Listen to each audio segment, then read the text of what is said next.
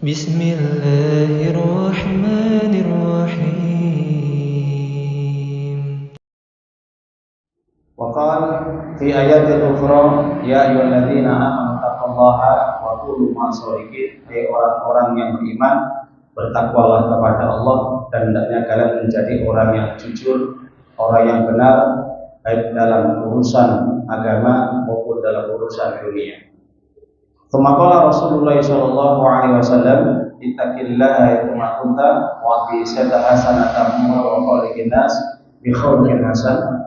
Nabi kita bersabda, berpesan kepada umatnya, hendaknya kalian senantiasa bertakwa kepada Allah dalam kondisi apapun, dimanapun berada, baik dalam kondisi kaya, dalam kondisi miskin, dalam kondisi senang, dalam kondisi susah, dalam kondisi sakit, dalam kondisi sehat, baik itu dalam perjalanan maupun di rumah, hendaknya kalian tetap menjaga perintah-perintah Allah, jangan sampai meninggalkannya. Dan hendaknya engkau iringi perbuatan buruk dengan perbuatan yang baik, maka perbuatan yang baik akan menghapus perbuatan-perbuatan burukmu. Dan hendaknya engkau bergauli manusia, berinteraksi dengan manusia, bersosial dengan manusia, bergaul dengan manusia dengan cara yang baik, dengan perilaku yang baik, dengan akhlak yang baik. Insya Allah kita akan bisa memberikan manfaat untuk dirimu dan orang lain. Semakala fi haditsil ukhra, Nabi bersabda dalam hadis yang lain, Iqra'ul Qur'an fa innahu ya'ti yaumal qiyamah syafi'al yasabi. Bacalah Al-Qur'an karena Al-Qur'an nanti akan memberikan syafaat, pertolongan bagi orang-orang yang mau membacanya, bagi orang-orang yang mau mengamalkannya. Khairukum man ta'allama al-Qur'ana wa 'allama. Nabi bersabda dalam hadis yang lain Imam Bukhari, sebaik-baik kalian adalah siapapun yang mau belajar Al-Quran, siapapun yang mau belajar agama dan juga mengajarkannya. Amma ba'd, Rabbi shrahli sadri wa yassir li amri wahlul 'uqdatam min lisani yafqahu qawli. Rabbi zidna ilma warzuqna fahma waj'alna minas sholihin. Para jamaah Bapak Ibu, alhamdulillah yang dimuliakan oleh Allah Ta'ala, tidak lupa kita bersyukur kepada Allah yang dimana pada kesempatan malam yang berbahagia ini kita masih diberi nikmat oleh Allah berupa nikmat sehat dan juga nikmat waktu. Dengan nikmat ini alhamdulillah kita masih diperkenankan oleh Allah untuk bisa menghadiri majelis ilmu, dan ini merupakan taman-taman surga yang dimana Allah senantiasa memberikan kabar gembira bagi umatnya, siapapun mereka yang bersinggah, siapapun mereka yang mampir, siapapun mereka yang melangkahkan kakinya dari rumah menuju majelis ilmu secara tidak langsung, maka dia telah hadir di taman-taman surga. Maka alangkah beruntungnya, maka alangkah gembiranya bagi siapapun orang-orang yang mereka masuk dalam orang-orang yang dikatakan sebagai penduduk surga. Maka sebelum kita masuk surga, insya Allah, maka kita bisa merasakan bagaimana taman-taman surga. Di antara taman-taman surga di dunia, kata Nabi, adalah yaitu majelis ilmu. Dan orang yang mendapatkan ilmu, dia akan mempercepat nanti masuk ke dalam surga. Hal ini dijelaskan di dalam hadis Imam Muslim dan Imam Tirmidzi, dikatakan man salaka thariqan yaltamisu fihi ilman sahhala bi thariqan ilal jannah. Barang siapa yang dia keluar dari rumahnya dalam rangka untuk menuntut ilmu, dalam rangka untuk dia belajar agama Islam, mendengarkan petuah-petuah nasihat yang disampaikan oleh seorang ustadz atau mubalik terkait dengan ayat-ayat Allah dan hadis-hadis Nabi dan sejarah para ulama-ulama soleh terdahulu, maka insya Allah akan dipermudah untuk masuk surga. Maka akan dipermudah jalannya untuk masuk ke dalam surga. Mudah-mudahan kita semua yang ada di sini dipermudah jalannya untuk masuk surga. Amin ya rabbal alamin. Para jamaah Bapak Ibu yang dimuliakan oleh Allah Subhanahu wa taala, seorang ulama tabi'in yang bernama Imam Qatadah, yang dimana wafat pada tahun 118 Hijriah. Beliau menyampaikan dengan kalimat yang bagus. Apa pesan beliau? Khairul rizki mala yudhika wala yulhik. Ya. Beliau menyampaikan bahwasanya khairul rizki, sebaik-baik rezeki adalah yang menjadikan seseorang tidak berbuat dolim atau melampaui batas. Yang kedua, tidak menjadikan dia lalai dari mengingat Allah. Ini pesan dari Imam Qatadah.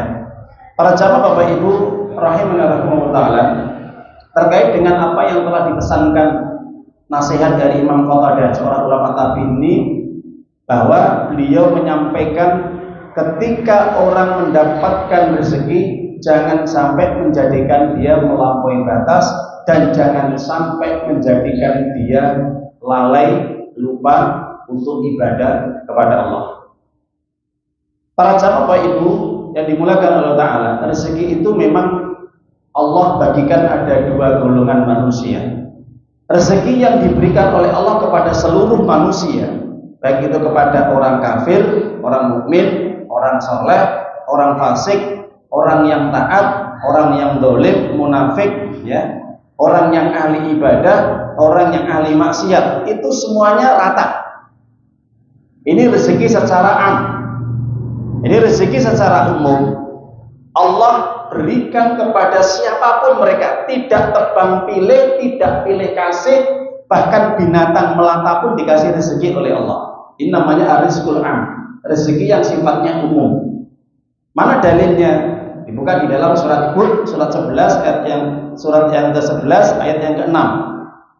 Wa ma min dabbatin fil ardi illa 'ala rizquha.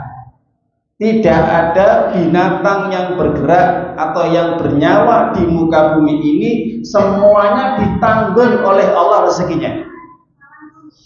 Jadi semua apapun yang bernyawa di muka bumi ini, semuanya menjadi tanggungan Allah rezekinya. Berdasarkan ayat ini, para ulama tafsir mengatakan Allah telah memberitahukan bahwa setiap makhluknya Allah, baik itu manusia, jin, binatang, tumbuh-tumbuhan yang bernyawa dan lainnya, bahkan orang mukmin, bahkan orang kafir, bahkan orang muslim, bahkan orang musyrik, bahkan orang yang taat, ahli ibadah, bahkan ahli maksiat, ahli dosa dan yang lainnya, tetap dikasih rezeki oleh Allah. Jelas Bapak Ibu? Tidak pandang bulu. Ini rezeki am, ya. Jadi rezeki yang sifatnya duniawi. Makanya kalau kita lihat di luar sana, ketika ada orang kafir yang tidak pernah ibadah kepada Allah, kok rezekinya melimpah ruah, tidak usah khawatir, itu urusan Allah. Jadi kita tidak usah hasad, dengki, iri dengan apa yang sudah Allah bagikan kepada mereka. Jelas? Tidak boleh iri, ya. Kalau sampai kita iri terhadap orang lain yang nikmatnya lebih besar, lebih banyak daripada kita, maka jelas ini tercela, ini dosa, dan ini akan menimbulkan hal-hal yang tidak baik, perbuatan kejahatan, karena berangkat dari sifat hasad, dengki, iri. Jadi siapapun, mereka yang tidak ibadah pun dikasih rezeki, mereka yang ibadah pun dikasih rezeki. Cuma urusan rezeki, urusan dunia, memang itu haknya Allah, ketetapannya Allah. Sedikit banyak Allah sudah mengatur. Jadi nggak usah kita iri, tidak usah kita dengki, meri, nggak usah. Oh, kayak nggak pernah ibadah, kayak nggak pernah sholat, kayak nggak pernah ngaji, kayak nggak pernah cari ilmu, rezekinya kok lancar-lancar saja, ya kan? Karena bisa jadi orang yang nggak pernah ibadah, nggak pernah sujud, nggak pernah sholat, nggak pernah ngaji, nggak ngerti tentang agama, rezekinya lancar, hati-hati. Itu bisa jadi rezeki berupa jebakan yang dinamakan apa? Istidraj. Apa? Istidraj. Sesuatu yang diberikan oleh Allah berupa nikmat yang banyak, yang menjadikan orang itu lalai untuk ibadah kepada Allah, itu akan menghancurkan dirinya, membinasakan dirinya, mencelakakan dirinya, baik di dunia maupun nanti di akhirat. Nggak usah khawatir. Orang hidup itu yang penting pegangnya cuma dua, iman dan amal soleh. Iman dan amal soleh inilah yang menjadikan rezeki yang kedua menjadi apa? Barokah. Maka inilah rezeki yang kita tunggu, rezeki yang paling penting, rezeki yang betul-betul nanti bisa menyelamatkan kita baik di dunia sekarang maupun nanti di akhirat, yang dinamakan rezeki khas. Apa? Rezeki khusus yang hanya diberikan kepada orang-orang yang beriman dan beramal soleh. Apa? Janjinya surga. Kalau orang yang tidak beriman, tidak beramal soleh, dia dikasih rezeki di dunia, tapi tidak dikasih rezeki di akhirat, tidak akan bisa masuk surga. Tapi berbeda orang yang dikasih rezeki iman. Bapak Ibu nggih, kita ini masih punya iman. Mana buktinya? Buktinya jenengan tasik burun nindane sholat, masih mau sholat, masih mau mendatangi majelis ilmu, masih mau belajar, masih mau ngaji, masih mau baca Quran, masih bersedekah, berbuat baik kepada dirimu, orang lain, keluargamu, dan yang lain. Itu tandanya rezeki secara khusus yang Allah berikan supaya engkau menjadi orang-orang yang mulia di hadapan Allah. Makanya rezeki khusus ini, Bapak Ibu ya, ini hanya diberikan kepada orang mukmin yang beramal solih. Tidak diberikan kepada orang yang ingkar hatinya, orang yang kafir. Tidak. Jadi orang yang hatinya itu jauh dari Allah tidak dikasih rezeki secara khusus. Makanya nanti ada perbedaannya antara rezeki yang mendatangkan keberkahan yang tidak mendatangkan keberkahan. Itu dampaknya ada dalam kehidupan Bapak Ibu.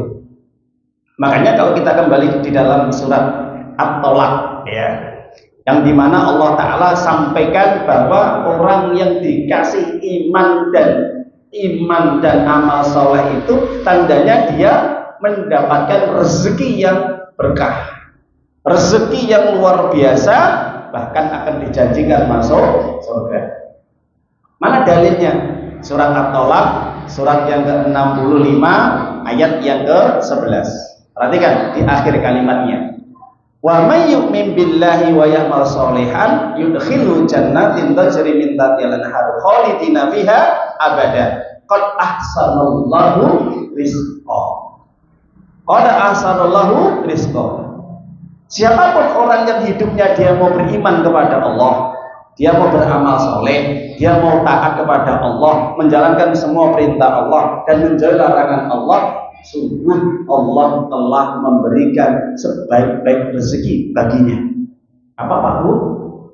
Keberkahan hidup, keselamatan hidup, kebahagiaan hidup di dunia sampai nanti di akhirat. Jelas Bapak Ibu nggih? Beda orang yang dia mendapatkan rezeki dunia, ya seakan-akan dunianya luar biasa. Apapun yang diinginkan dia bisa kebeli, bisa rumah mewah, mobil yang bagus, yang mahal, bisa cari istri yang cantik, suami yang tampan, dikasih anak-anak yang bagus-bagus, sehat-sehat, keturunan-keturunan yang bagus-bagus, tapi dia tidak ibadah, tapi rezekinya mengalir, dicabut keberkahannya, nggak ada kebahagiaan. Maksudnya kebahagiaan hakiki ya, kebahagiaan hakiki.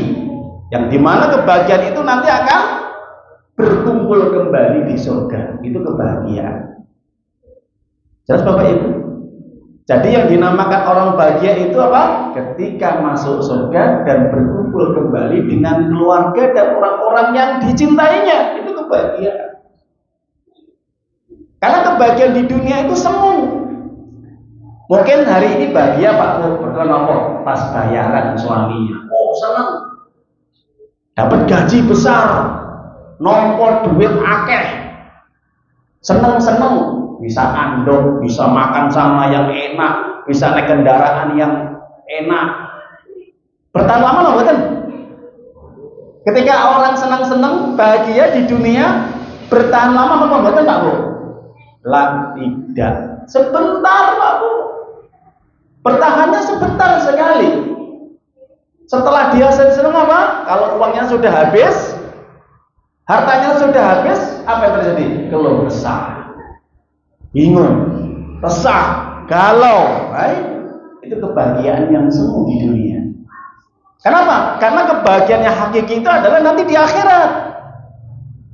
Di sanalah orang akan merasakan kenikmatan yang tiada tara dan terus menerus, tidak terputus.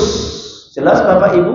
Mana dalilnya? Allah berfirman, "Summa radatnahu asfala safilin illal ladzina amanu wa 'amilus solihati falahum ajrun ghairu mamnun." Surat At-Tin ayat 5-6.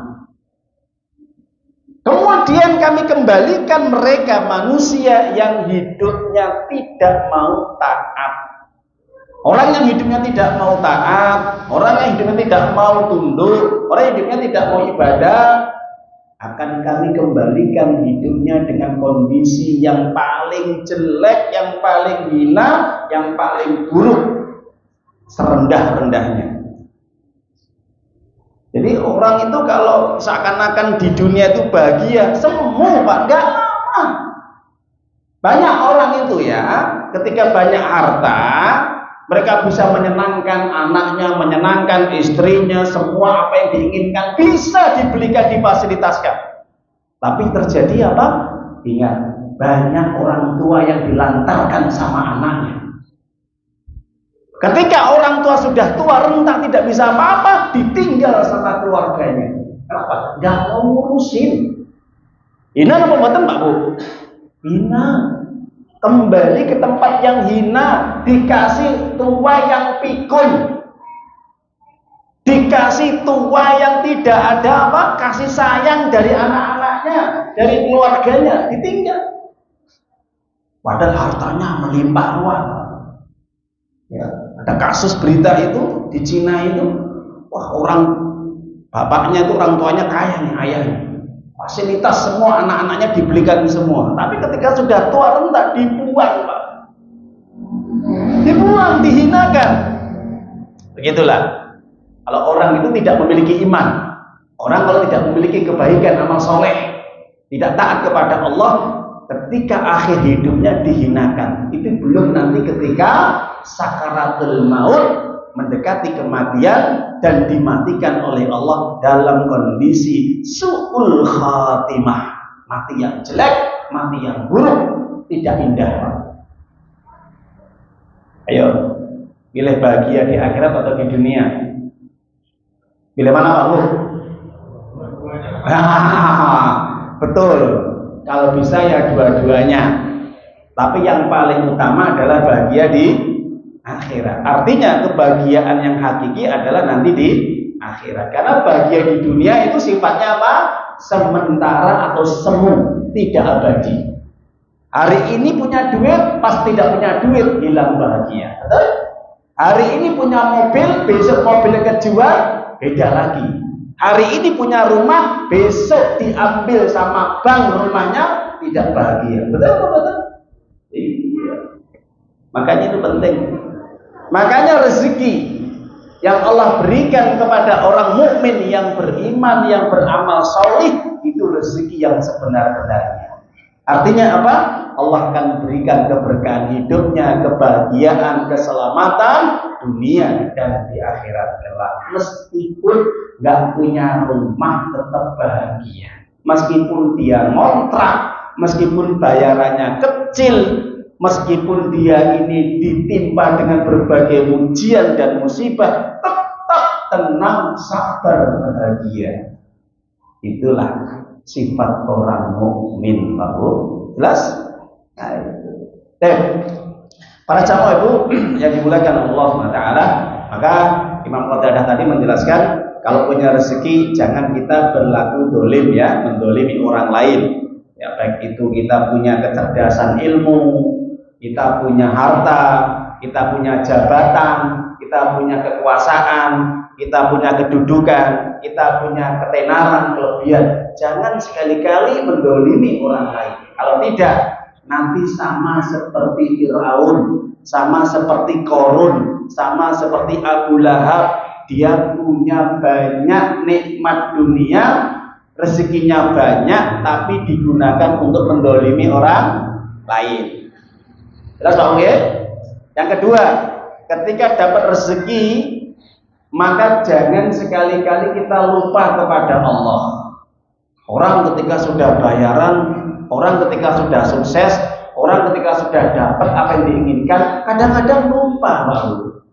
Ketika belum dapat apa, sesuatu yang diinginkan, sergap ke masjid, aktif ke masjid, berdoa kepada Allah, banyak dia berzikir, jamaahnya dijaga, sergap ngaji, rajin datang ke majelis ilmu. Ketika sukses, ketika dapat kedudukan dan jabatan, tenar, terkenal, lupa dia kepada Allah.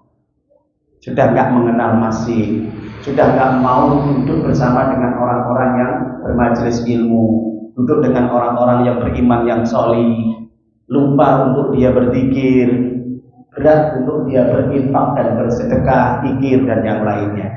Apa yang terjadi? Allah terangkan, ya ayyuhalladzina amanu la tulhikum amwalukum wala auladukum an dzikrillah wa may yaf'al dzalika fa ulaika humul khasirun. Surat Al-Munafiqun 63 ayat 9. Hei orang yang mengaku beriman, jangan sekali-kali harta-hartamu, jangan sekali-kali keluargamu, anak-anakmu, istri-istrimu, suamimu menjadikan kamu lalai untuk ibadah kepada Allah. Peringatan apa betul Pak Bu? Peringatan. Jelas ya? Jadi kalau sudah kaya, sudah berharta, sudah sukses hidupnya, jangan lalai, jangan lupa untuk tetap ibadah kepada Allah. Ya, kadang-kadang orang itu kalau sudah kaya sombong Pak Bu, ya. Jangankan kok manusia nggak dihormati, Allah saja tidak dihormati.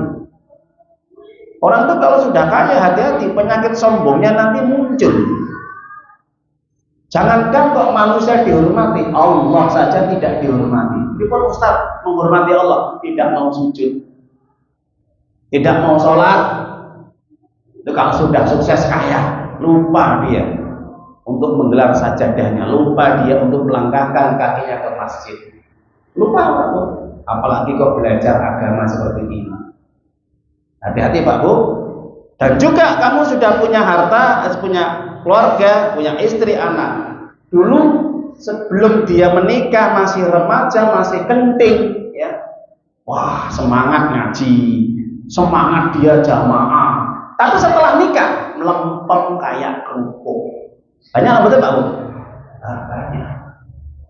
Saya sering temuin anak remaja ini. Dulu ketika dia belum nikah, semangatnya luar biasa nih, ngajinya luar biasa, jamaahnya luar biasa. Tapi setelah menikah, apa yang terjadi? Sering absen. Ya kalau absen sakit, safar nggak masalah, sholatnya di rumah, jarang hadir ke majelis ilmu, dan masih banyak alasan-alasan lain. Semakin apa? Disibukkan dengan istri dan anak-anaknya. Hati-hati Pak Bu ya. Ini peringatan bagi kita loh ya. Kadang-kadang kita ini ketika belum punya apa-apa, kita minta apa-apa dikasih sama Allah, kadang-kadang nanti lupa. Hati-hati, ini peringatan dari Allah. Makanya perbanyak doa apa? Istiqomah. Allahumma anta rabbuna warzuqna istiqomah. Ya Allah ya Tuhan kami, anugerahkan kepada kami istiqomah sampai mati. Sebelum nikah istiqomah, setelah nikah istiqomah. Sebelum kaya istiqomah, setelah kaya tetap istiqomah. Jelas Pak Oke? Nah, biasa kurang lebihnya nasihat dari Imam أيها الذين آمنوا اتقوا الله حق تقاته ولا تموتن إلا وأنتم مسلمون.